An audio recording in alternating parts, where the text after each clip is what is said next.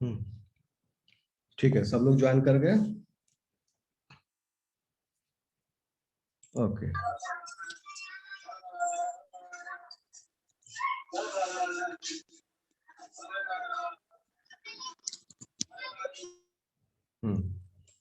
चलो, समझ में आ रहा है राहुल?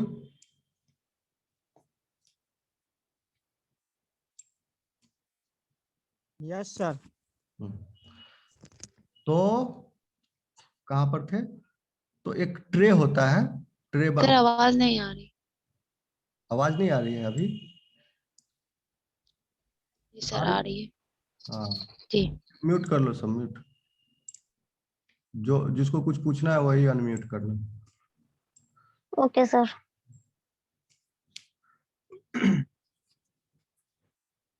तो कहाँ तक बताया था? तो करते कैसे हैं? एक कॉनिकल फ्लास्क में 100 ml बफर ले लिए, ट्रिसिडिटी बफर। उसमें 1 ग्राम अगर जेल बना रहे हैं तो 1 ग्राम एगरोज वे करके उसको माइक्रोवेव में 2 मिनट रख दिए, बॉयल कर लिए, तुरंत बॉयल हो जाता है। बॉयल करने के बाद थोड़ा सा ठंडा किए 50 डिग्री सेंटीग्रेड तक, और उसमें इथिडियम ब्रोमाइड ऐड कर दिए, DNA staining dye. Ethidium bromide add कर दिया। अब इथिडियम ब्रोमाइड पूरे जेल में, पूरे कॉनिकल फ्लास्क में पूरे, और यहाँ पर फिर ट्रे लगाकर इधर सेलो टेप चिपका दिए, इधर तो वाल है, ट्रे इस तरह से बनाया जाता है क्योंकि इस ट्रे को बाद में जेल टैंक में रख के इलेक्ट्रोफोरेसिस करवाना है। अगर इधर बंद रहेगा तो करंट कैसे पास होगा, बफर कैसे पास होगा, और बफर पास नहीं होगा तो करंट भी पास नहीं होगा। इसलिए इस साइड बंद रखते हैं, ये पूरा क्लोज्ड है, ये वॉल क्लोज्ड है, और ये फेस जो है, ये फेस ओपन है। तो जिस समय जेल कास्ट करते हैं ट्रे बाहर रहता है, ट्रे बाहर रख के यहाँ सेलो टेप लगा दिए, इधर भी सेलो टेप लगा दिए, ताकि जब जेल इसमें हम डालें तो ये बाहर बहे नहीं। ठीक है, और यहाँ पर हम कॉम्ब प्लेस कर दिए। 5 मिनट के बाद ये ठंडा हो जाएगा और 50 डिग्री से 30 डिग्री सेंटीग्रेड पर आएगा, तो ये सॉलिडिफाई हो जाएगा, सॉलिड हो जाएगा। अब सॉलिड होने के बाद हम सेलो टेप निकाल दिए। शुरू शुरू में मिस्टेक लोग करते हैं, सेलो टेप निकालना भूल गए, लगा दिए। अब सेलो टेप लगा हुआ है तो यहाँ से बफर पास नहीं होगा, करंट पास नहीं होगा, डीएनए मूव ही नहीं करेगा। सेलो टेप निकाल दिए क्योंकि अब जेल बह नहीं सकता है, सॉलिडिफाई हो गया। अब यहाँ पर कॉम्प भी निकल गया। अब ये वेल इज रेडी, इसमें आप अपना सैंपल लोड कीजिए और उसके बाद पावर ऑन कर दीजिए, फिर डीएनए माइग्रेट करने लगेगा। ठीक है, at one end the gel. हाँ बोलो सर। इसका प्लेट क्या चीज का बना होता है सर? ये पूरा जो है ना, तुम पॉलीकार्बोनेट जानते हो? पॉलीकार्बोनेट जी सर। पॉलीकार्बोनेट, पॉलीकार्बोनेट का बना जी होता है ये सब। कार्बोनेट ठीक। मटेरियल रहता है, ट्रांसपेरेंट होता है। प्लास्टिक का डिपार्टमेंट में तुम है हमारे, ये सब हम दिखा देंगे एक दिन। ठीक है, जी पॉलीकार्बोनेट थोड़ा कॉस्टली होता सर है। हाँ बोलो। इसमें भी सर जेल एगारोस का ही बना होगा सर? ये पूरा एग्रो जेल इलेक्ट्रोफोरेसिस ही बता रहे हैं सिमरन, ये सेम चीज है, समझ रहे हो? ये सेम फोटो है।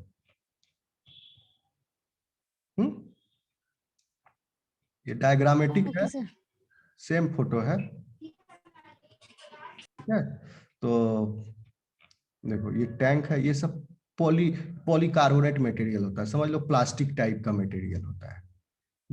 ये ट्रे है, ये बाहर में ये टैंक है। इस पूरे टैंक में बफर डाल देते हैं, वही बफर जिस बफर से हम ये जेल बनाए। समझे? जेल कैसे बनाए? 100 ml of tris EDTA buffer में 1 ग्राम, अगर 1% बना रहे हैं तो डाले हम एगरोज पाउडर, एगरोज वे करके इलेक्ट्रॉनिक बैलेंस पर। उसके बाद हम उसको बॉयल कर दिए माइक्रोवेव में। अब वो लिक्विड हो गया, पूरा मिल गया, वो पाउडर जैसा मेल्ट होकर के बफर में। वही बफर इस टैंक में भी भरा रहता है, इस बाहर। ठीक है, और उसी बफर में ये जेल बना है और उसमें हम ये डाल दिए, यहाँ से सेलो टेप निकाल दिए। सेलो टेप तब लगाए थे जब हम इसको कास्ट कर रहे थे, क्योंकि लिक्विड स्टेट में है, और ठंडा होगा तो सॉलिड हो जाएगा। अगर नहीं सेलो टेप निकालते तो इस तरह का हमको केक जैसा बनता है ये, केक जैसा हमको नहीं ना मिलता, फिर जेल बह जाता ना इधर उधर, इसीलिए सेलो टेप भी अच्छा से चिपकाया जाता है कि लीक ना करे। आजकल तो बहुत तरह का चीज आ गया, हम लोग अपने टाइम में सेलो टेप चिपकाते थे। ठीक है, तो ये हो गया। इसको बाद टैंक में इसको डाल दिए और पावर ऑन कर दिए। पावर ऑन कर दिए, यहाँ इलेक्ट्रोड है, यहाँ से एक वायर यहाँ है पूरा यहाँ तक, और ये वायर होता है प्लेटिनम का, ऐसे करके वायर चारों तरफ रहता है। और फिर एक वायर यहाँ है, इस पूरे वाल के चारों तरफ ऐसे वायर रहता है, प्लेटिनम वायर। तो प्लेटिनम वायर इसलिए यूज करते हैं कि प्लेटिनम मेटल बहुत कॉस्टली है, और ये इसमें कोरोजन नहीं होता है, गोल्ड से भी ज्यादा कॉस्टली होता है प्योर प्लेटिनम, तो कोरोजन नहीं होता है, तो वो सुरक्षित रहता है लंबे समय के लिए। तो इस वायर की वजह से ये पूरे एपरेटस का कॉस्ट बहुत ज्यादा हो जाता है। ठीक है, तो उसी को ये सिंपल ढंग से फॉर्म में समझाया है। क्लियर है Simran, Rahul? Yes sir. Yes sir. When the agarose, ये पढ़ लोगे तो फिर हम जो अभी भी पढ़ा बोले हैं वो सब याद आ जाएगा। देखो, when agarose gel is heated in a buffer, water with some salts in, मतलब तुमको अभी नहीं बताया सॉल्ट क्या है। सॉल्ट अभी हम बता दिए, ट्रिस होता है, EDTA होता है। EDTA क्यों डालते हैं? EDTA डाइवेलेंट केटायन है और चिलेटर है। तो जो भी DNA पॉलीमरेजेज है और RNA पॉलीमरेजेज है, ये सब जो है calcium magnesium as a divalent cation use करता है फॉर देयर पॉलीमराइजेशन। पढ़े हो गए लास्ट सेमेस्टर में रिएक्शन। तो हम जो अगर उस पूरे सॉल्यूशन से मैग्नीशियम को ही गायब कर दें तो DNA polymerase will not work, तो आपका DNA सुरक्षित है सैंपल। तो जो भी सैंपल DNA का वर्क करता है उसको पता होगा EDTA का इंपॉर्टेंस कितना इंपॉर्टेंट। DNA के हर बफर में EDTA डलेगा ही डलेगा। उसको डाइवेलेंट केटायन को चिलेट कर, बैक्टीरिया आ गया उसमें बहुत सारा एटमॉस्फेयर में माइक्रोस्कोपिक ऑर्गेनिजम्स होता है, उसका DNA पॉलीमरेजेज है, वो आ जाएगा। ठीक है, तो क्या किए कि डाइवेलेंट केटायन को ही चिलेट कर दिए, हटा दिए, उससे करेगा ही नहीं, इसीलिए EDTA रहता है। और ट्रिस क्या है? सुटेबल बफर है, निगेटिवली चार्ज होता है DNA मॉलिक्यूल, ट्रिस जो होता है पॉजिटिवली चार्ज होता है, तो वो थोड़ा सा अल्कलाइन होता है, तो DNA के लिए सुटेबल बफर है ट्रिस। और चार्ज भी होता है, चार्ज तो होगा ही, बफर है तो। It will at molecular level the gel is a matrix of agarose molecules. तो जेल जो है मैट्रिक्स है एग्रोज मॉलिक्यूल का, आपस में गुत्था गुत्था जैसा है, माइक्रोस्कोपिक लेवल पर देखोगे, और उसी के बीच में पोर्स बन गए। ज्यादा परसेंटेज का बनाएंगे तो गाढ़ा बनेगा, छोटा पोर बनेगा। तो अगर छोटा DNA फ्रेगमेंट को एनालाइज करना है आपको तो एग्रोज परसेंटेज बढ़ाना पड़ेगा ताकि रिजॉल्व अच्छे से हो। Before the DNA samples are added, the gel must be placed in a gel box. One end of the box is hooked to a positive electrode, while the other end is hooked to the negative electrode. एक positive और दूसरा negative. Negative किस side रहेगा? जिस side well है, यानी जहां से दौड़ना शुरू करेगा सैंपल। अगर उल्टा कर देंगे तो उधर भाग जाएगा, तो निकल जाएगा आपका। तो निगेटिवली चार्ज है DNA, पॉजिटिवली, तो पॉजिटिव वाला दूर रहेगा।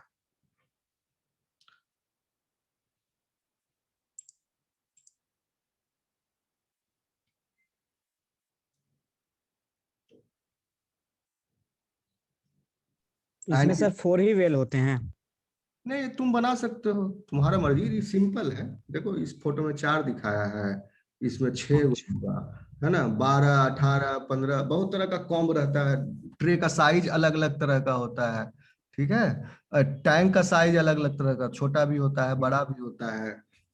अब जो रिकम्बिनेंट DNA टेक्नोलॉजी पर काम करते हैं उनका एक एक बार में 40-40 सैंपल रहता था।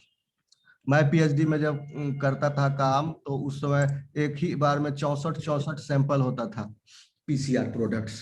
तो क्या किए, 16 का वेल रहता था, 16 बड़ा टैंक लेते थे, 16 यहाँ लगाए, 16 यहाँ लगाए, फिर उसके नीचे 16 यहाँ, 16 दूनी 32, 32 दूनी 64, फिर सबको लोड करके रन कर दिए। एक ही बार में 64 सैंपल का फोटो आ जाता था। हम्म। तो ये समझाने के लिए यहाँ 4 दिखाए हैं। और एक वेल में आप रेफरेंस लोड करोगे, कैसे पता लगेगा कि ये जो है इसका कितना मोलिकुलर वेट है इस बैंड का, इसमें जो आएगा आपके सैंपल में, एक उसमें नीचे आ रहा है, एक आगे आ रहा है, बीच में आ रहा है, तो इस सब का कितना रिलेटिव मोलिकुलर वेट है, कैसे आप लगाओगे। तो यहाँ पर डिफरेंट मोलिकुलर वेट का एक मिक्सचर होता है, उसको लैडर बोलते हैं। उस लैडर इसलिए बोलते हैं कि लैडर जैसा दिखता है।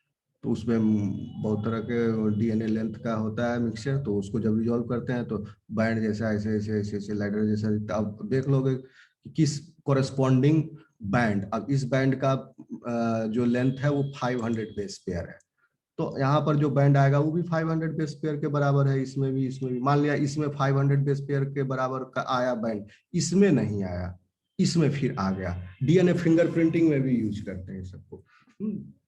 इस बच्चे का बाप कौन है, ये सब पता लगाते हैं। ठीक है, तो डीएनए मॉलिक्यूलर बायोलॉजी का हर एक्सपेरिमेंट में ये यूज होता है। आप डीएनए को कैसे एनालाइज करोगे, इस बहुत इंपॉर्टेंट टेक्निक है, इसलिए आपके सिलेबस में भी है। बस ये टॉपिक अब खत्म होने वाला, लास्ट में थोड़ा सा देख लो। One end of the box is, although you may not be able to see the image above, thanks for buffer fills the gel. बताए थे जो जेल टैंक में जो बफर है वो सेम बफर है जिसमें हम एग्रोज जेल बनाए थे। ठीक है, the end of the gel with the wells is position towards the negative electrode and the end without wells will be placed towards where the DNA molecules will migrate, it position towards the positive electrode. How do DNA fragments move through the gel? समझा चुके हैं, एक बार फिर से पढ़ देते हैं। Once the gel in the box, each of the DNA sample we want to examine, for instance PCR reaction mixture या restriction digestive plasmid, यहाँ 2 एग्जाम्पल दिया, बहुत तरह का पीसीआर है, आरएफएलपी है, डीएनए फिंगरप्रिंटिंग में भी पहले पीसीआर ही करते हैं, आरटीपीसीआर होता है। ठीक है, is carefully transferred into one of the wells, one well is reserve for DNA ladder. एक जो सबसे बाएं वाला वेल है आप अपनी सुविधा अनुसार चूज कर लो, अगर आपको मन करे बीच में लेडर लगाने का तो बीच में लगा लो, यहाँ दाएं में कोई राइट हैंडी है उधर लगा लेगा, जो जिधर मन करे वो। लैडर एक ही लगेगा सर? हाँ, लैडर एक ही लगाओ, लैडर कॉस्टली होता है, क्यों वेस्ट करोगे, एक तरफ लैडर लगा दोगे तो आपको मिल गया ना पिक्चर साथ में आपने, क्योंकि जितना देर लैडर दौड़ा उतना ही देर आपका सैंपल दौड़ेगा। ठीक है, क्योंकि साथ में लोड किया है, समझ रहे हो। तो इधर हम लैडर लगा दिए तो इस तीनों जो सैंपल वेल है इसमें जो भी बैंड आएगा उस बैंड का आप कोरेस्पॉन्डिंग पोजीशन लैडर से मैच करके कंपेयर करके जान पाओगे ना, एक में ही लगा दोगे है, क्योंकि ये सब हॉरिजॉन्टल है ना, पैरेलल है।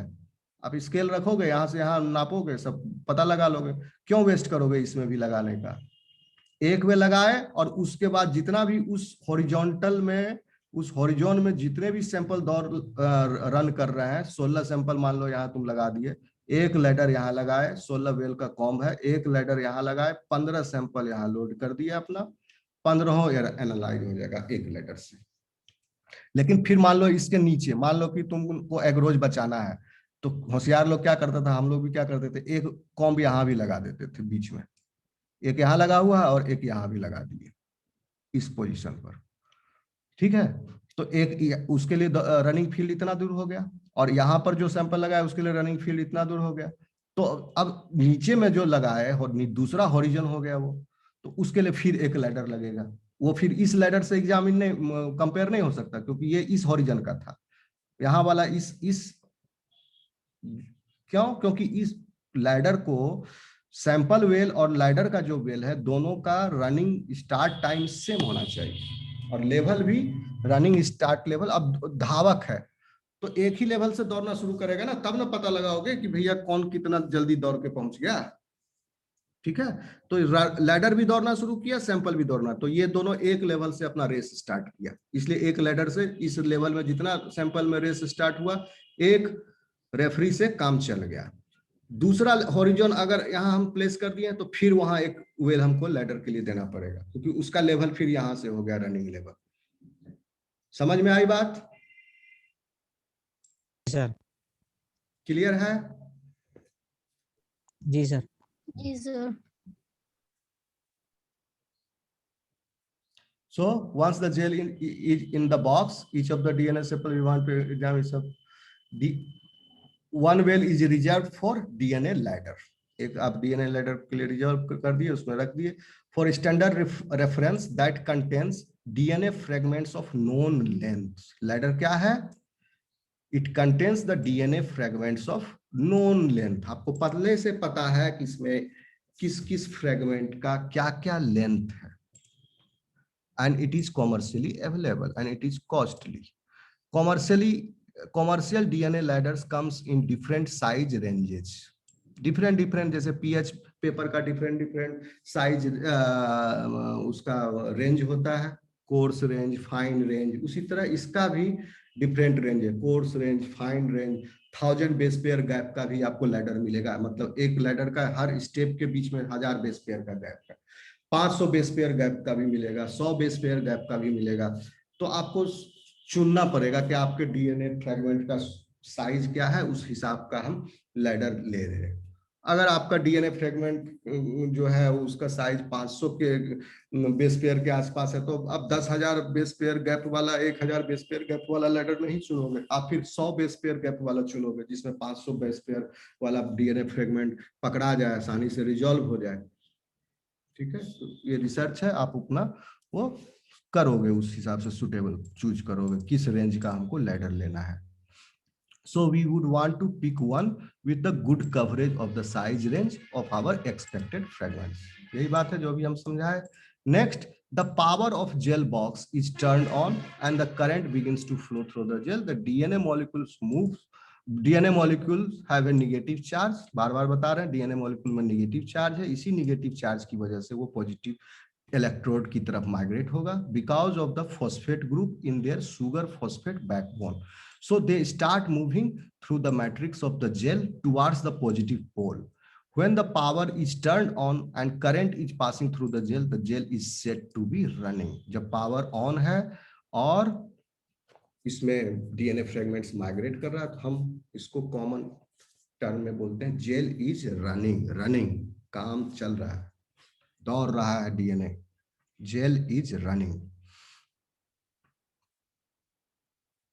ठीक है, तो इसी तरह हम एक वेल में डीएनए लेडर और लोड किए, सब में डीएनए सैंपल, बाकी में एंड डीएनए सैंपल्स लोड किए, पावर ऑन किए, लैडर का पिक्चर देखो ऐसा हो गया resolve. Different non molecular, non size है इसका, कितना बेस पेयर इसका है, सब फ्रेगमेंट का, डीएनए फ्रेगमेंट का साइज पहले से पता है, लिखा हुआ रहता है उसमें। इसमें 5 बैंड है, इतना इतना बेस पेयर का। अब आपके सैंपल में क्या क्या बैंड था, अब आप देख लिए, तो अब आप पता लगा लोगे कि इसका क्या बेस पेयर लेंथ होगा। अब ये है जितना का होगा उसी के बराबर ये भी होगा। अब इसका भी आप अंदाज लगा लोगे, इसका कितना होगा, तो इसका कितना बेस पेयर लेंथ है, इसका कितना बेस पेयर, दोनों का हाफ कर दिए तो हाफ यहाँ तक आएगा, उससे भी थोड़ा कम है तो उसके लगभग इतना के लगभग वो है।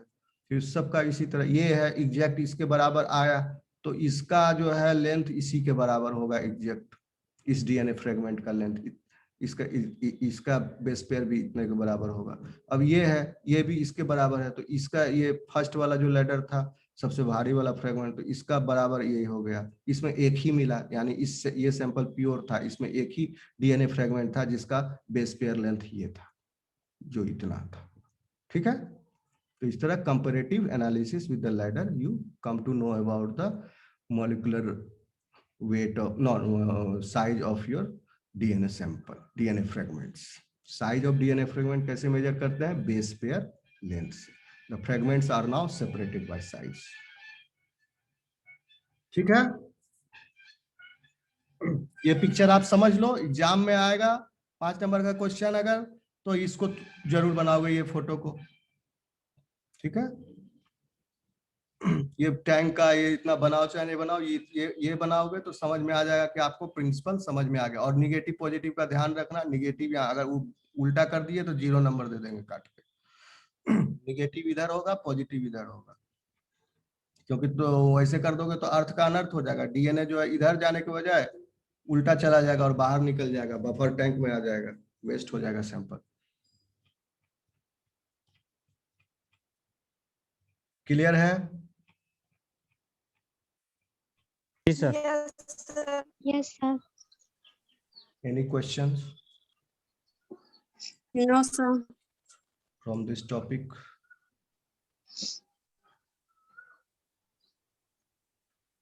सर सौरभ सर भी क्लास लेंगे ना सर? सौरभ जी लंबी छुट्टी पर गए हुए हैं।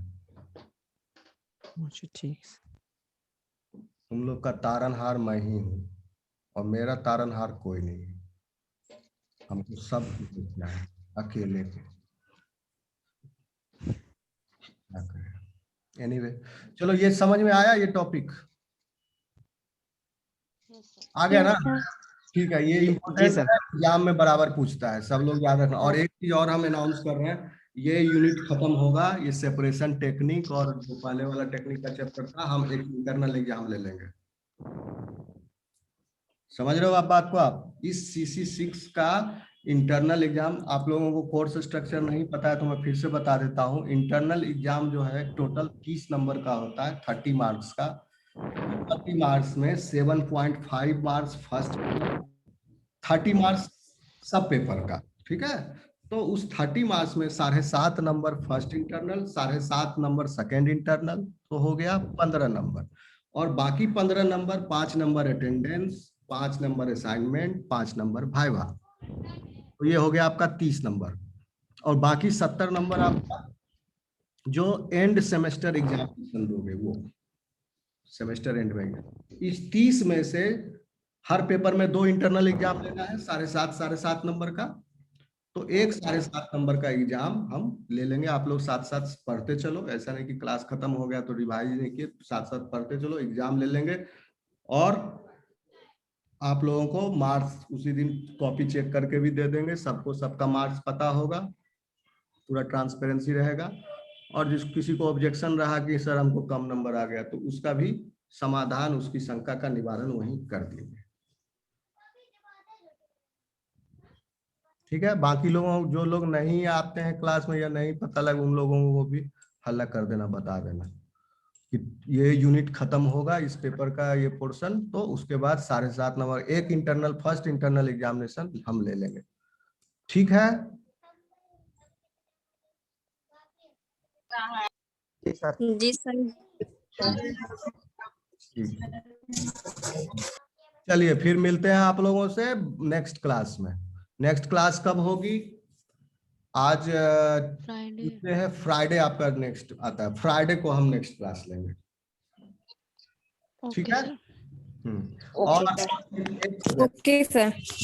फ्राइडे कौन सा तारीख पड़ता है? आज ट्यूसडे 16, 17, ओके 16 ट्यूसडे हो गया ना, 17 हो गया, वेडनेसडे 18, थर्सडे 19, हाँ फ्राइडे को। 19 19 तारीख। सर। हाँ तो हो सकता है उस दिन कॉलेज डिपार्टमेंट खुला है, तो आप लोग, मैं बता दूंगा एक दिन पहले, तो उस दिन डिपार्टमेंट में आना। सुबह का क्लास लेंगे इसी तरह 7 बजे, ठीक है? 2 घंटा 3 घंटा क्लास के लिए टाइम मिलेगा, सुबह क्लास ले लेंगे। और उसके बाद फिर 11 बजे से डिपार्टमेंट में क्लास लेंगे।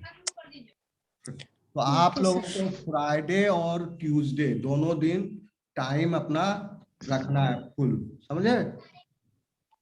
ओके चलो, चलो बाय जी bye, sir. Take care, enjoy करो। Bye sir, thank bye you sir, sir. Thank you sir. Bye sir, bye sir, thank you sir. चलो bye sir, thank you sir. Bye bye bye.